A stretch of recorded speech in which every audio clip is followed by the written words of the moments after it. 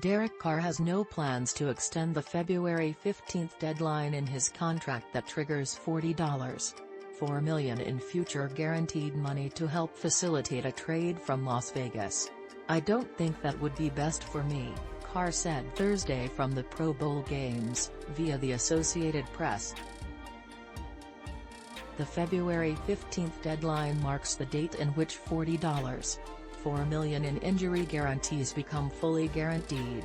Having the date a month before the new league year, and free agency, opens puts the onus on the Raiders to make a decision. Can they agree to a trade before the deadline?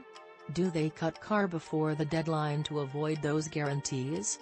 Do they allow the date to pass in hopes of figuring it out down the road? Each path has its drawbacks. As the deadline nears, the time crunch makes any trade more difficult.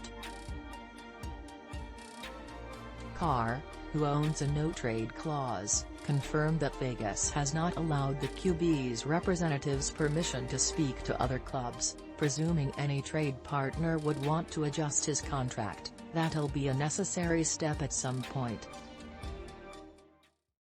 Carr could also simply reject all trades in an attempt to force his way to free agency.